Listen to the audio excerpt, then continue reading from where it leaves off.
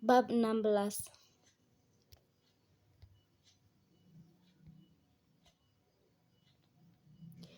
Pesan dari siapa ya, Mas Bagas atau Ratna? Tanyaku dalam hati. Nis, maaf, aku baru bales, soalnya aku baru datang dari acara kumpul sama teman, balasan dari Ratna. Oh iya Rat, nggak apa, aku cuma mau nanya, kamu tahu nggak Mas Bagas pergi kemana? Soalnya dari tadi aku WhatsApp dia, tapi nggak dibalas. Aku kembali mengirimkan chat kepada Ratna. Aku nggak tahu Nis, soalnya udah nganter aku, Mas Bagas pergi lagi. Aku kira dia sudah balik lagi ke rumah sakit. Ratna kembali membalas. Enggak Rat, aku pulang sampai dijemput sama Pak Sarip. Aku menjelaskan yang sebenarnya terjadi. Emang kamu barusan kumpul sama siapa Nis? Aku bertanya lagi kepada Ratna. Aku tadi habis ketemu sama Ranti, Riri, dan yang lainnya, teman-teman kita semasa SMA dulu, Nis. Kamu sih nggak pernah mau ikut gabung, ujar Ratna. Oh, balasku. Iya, Rat, tadi mereka mengajak ngumpul di Taman Cinta, taman yang buat nongkrong anak muda itu. Tapi sayang kami bubar karena kehujanan. Jawaban dari Ratna membuat aku merasa shock. Ternyata benar, apa yang kulihat tadi di taman tersebut, aku tinggal memastikan jawaban dari Mas Bagas. Semoga aja akurat. Tapi aku merasa yakin yang bersama Ratna di taman adalah Mas Bagas. Ya sudah, kalau memang kamu nggak tahu keberadaan Mas Bagas, terima kasih ya Ratna. Selamat beristirahat. Aku mengirim pesan kembali kepada Ratna untuk mengakhiri obrolan lewat chat tadi. Iya, Nis, balasnya. Setelah itu, Ratna pun tidak mengirimkan pesan lagi padaku. Aku merasa menyesal kenapa tadi aku tidak kepikiran untuk mengambil gambar mereka atau bahkan membuat video saat Mas Bagas memeluk Ratna mesra.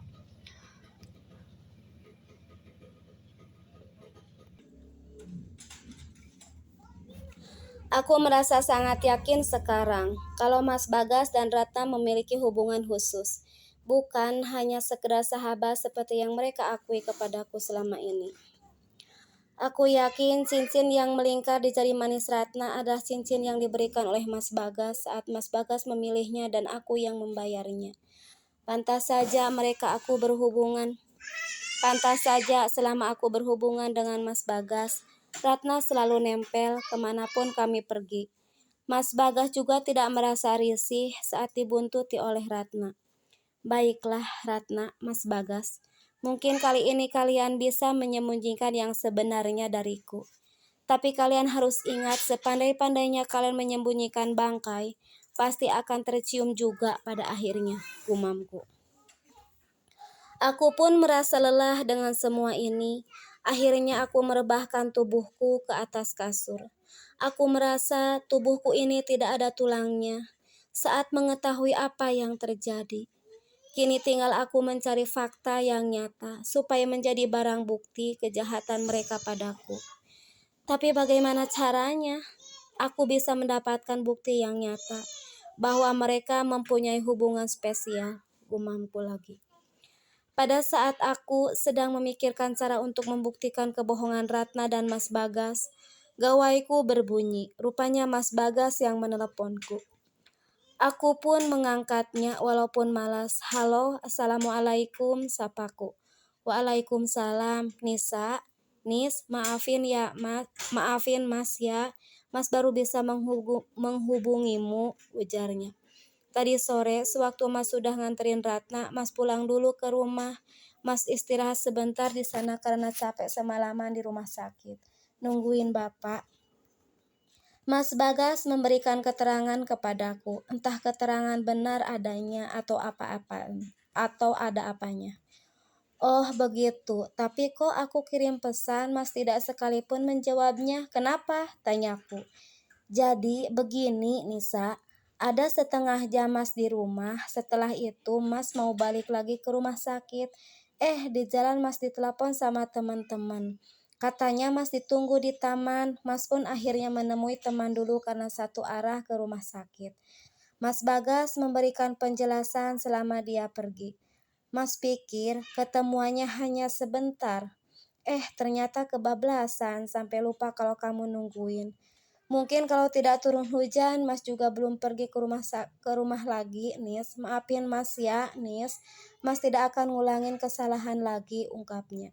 Mas Bagas panjang lebar menjelaskan kenapa ia sampai lama meninggalkanku di rumah sakit. Dan fix semuanya akurat. Walaupun Mas Bagas tidak memberitahu kumpulnya di taman mana.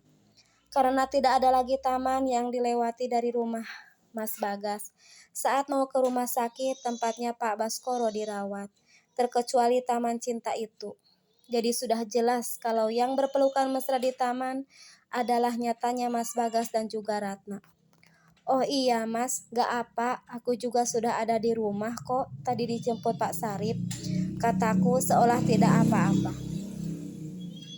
Ya Nis, udah dulu ya, Mas dipanggil abang. Mas Bagas mengakhiri teleponnya, tanpa menunggu jawaban dariku. Telepon pun terputus begitu saja. Tambah hancur hati ini mendengar penjelasan dari mulut Mas Bagas langsung. Tapi aku bertekad, kalau aku harus kuat, aku pasti bisa membalas semua perlakuan mereka terhadapku. Nisa, bangun sayang, kamu sudah subuh belum? Aku pun terbangun saat mendengar ada yang memanggil namaku. Iya, Tan, Nisa baru bangun. Aku menjawab panggilan dari Tante Marina yang telah membangunkanku. Subuh dulu ya sayang, udah jam 5, sambungnya. Iya Tante, terima kasih telah membangunkan Anissa, sahutku lagi. Tanpa mau membukakan pintu, aku masih lemas, tubuhku lunglai seperti tidak bertulang untuk sekedar bangun. Ya udah sayang, Tante turun lagi ya, pamitnya. Aku pun tidak menjawab ucapan dari tanteku itu. Sekitar jam 11 aku baru turun dari kamarku. Aku sampai tidak ikut sarapan bersama pagi tadi. Walaupun Tante Marina dan Bi Inah bergantian memanggilku. Aku beralasan tidak enak badan sampai sarapanku diantarkan ke kamar. Mau kemana sayang? Kok udah rapi aja? Katanya lagi sakit. Tanya Tante Marina yang sedang membaca majalah di ruang keluarga. Alhamdulillah, Anissa udah sembuh, Tan. Sekarang Anissa mau nganterin makan siang buat Mas Bagas ke kantornya, jawabku. Oh, ya sudah, syukur kalau kamu sudah sembuh. Terus mau dibawain apa calon suamimu itu? Tanya tanteku lagi. Nanti aja, Anissa mampir di restoran mau beliin makanan kesukaannya, sahutku. Ya sudah, hati-hati di jalan ya sayang, tante memperingatkanku. Iya Tan, assalamualaikum, aku pamitan sambil mengucapkan salam. Tidak lupa aku juga mencium punggung tangan pengganti mamaku ini. Karena mama anak tunggal, jadi aku cuma punya satu tante dari papa.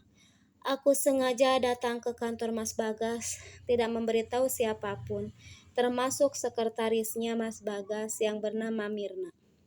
Aku ingin memberikan kejutan kepada Mas Bagas dengan membawakan makanan kesukaannya.